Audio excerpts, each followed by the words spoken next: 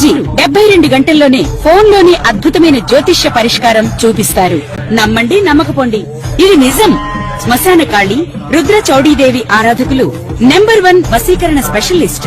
గురూజీ మనిషి పుట్టుక నుండి చనిపోయే వరకు వచ్చే అన్ని క్లిష్టమైన సమస్యలకు పరిష్కారం ఇక్కడ లభిస్తుంది. విద్య, ఉద్యోగం, వ్యవహారం, స్త్రీ ప్రేమ, పెళ్లి, సంతానం, స్త్రీ పురుష వశీకరణం, భూవశం, భార్యాభర్తల కలహాలు, కోర్టు సమస్యలు, విడాకుల సమస్యలు, చేతబడి, అప్పుల బాధ, ఇంకా మీకు ఎలాంటి సమస్యలు ఉన్నా 72 గంటల్లోనే శాశ్వత పరిష్కారం చేయబడును. శ్రీ గురుభ్యో నమః. హరి ఓం. శ్రీ మహాగణాధిపతయే నమః. శ్రీ మహాసరస్వత్యై నమః. శ్రీ గురుభ్యో నమః. హరి ఓం.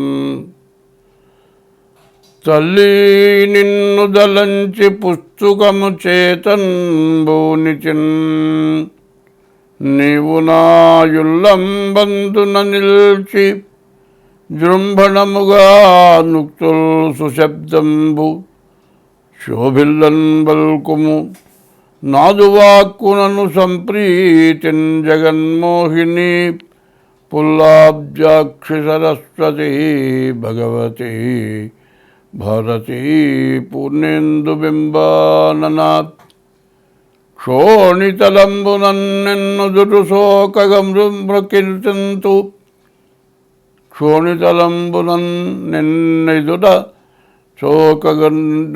పోయింది. మళ్ళీ పోయిందారా, మళ్ళీ తీసేరా ఇవాళ. అరే మళ్ళీ తీసే తప్పు వస్తుందిరా. 26వ సంవత్సరం ఏప్రిల్ నెల 2వ రాశి వృషభ రాశి. ఈ వృషభ రాశి ఎట్లా వచ్చిందో చూద్దాం. మరి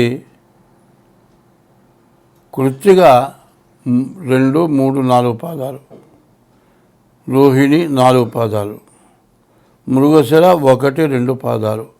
ఇది కలిసి వృషభ రాశి. ఈ వృషభ రాశికి ఏకాదశిలో శని ఉన్నాడు. ఇంకా 6 మాసాలు ఈ రాశి వాళ్ళకి శని ఉంటాడు. ఈ శని వల్ల చాలా లాభదాయకం. ఎటువంటి ఖర్చులు, ఇబ్బందులు ఏవి కూడా ఉండవు.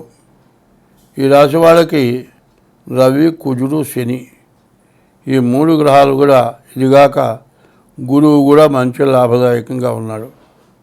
కాబట్టి ఈ రాశి వాళ్ళకి ఎప్పుడూ చూడనంత ఆదాయం చూస్తారు, బాగా సంపాదిస్తారు.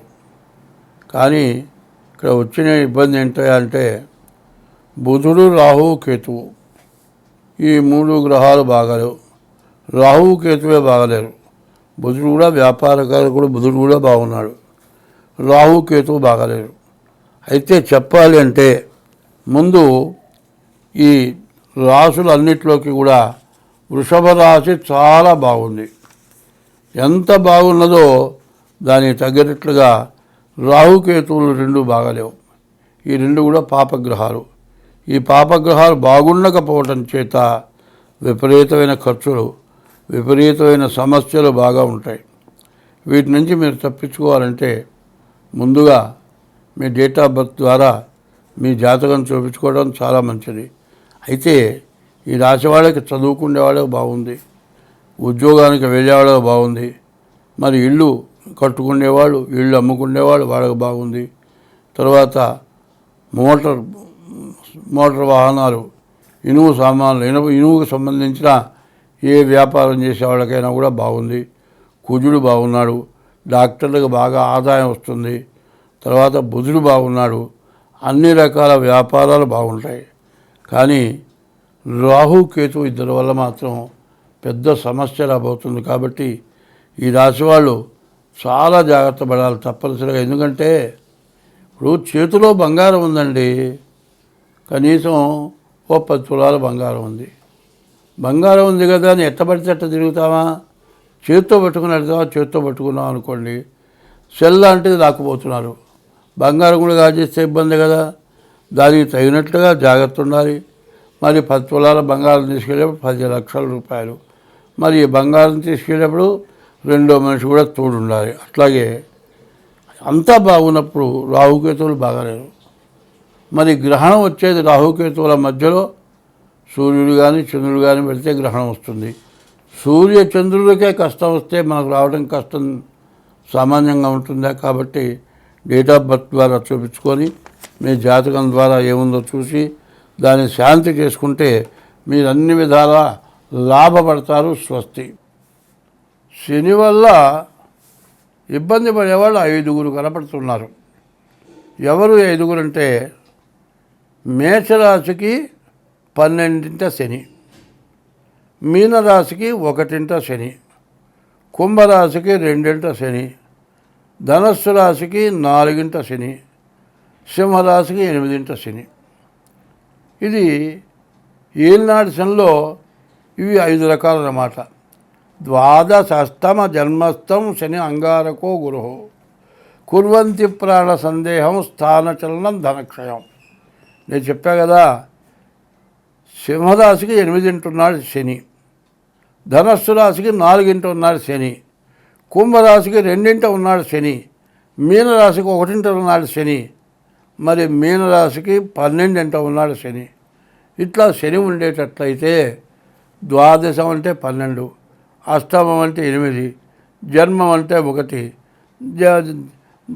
అష్టమం ద్వాదశం జన్మం ద్వితీయం అర్ధాష్టమం.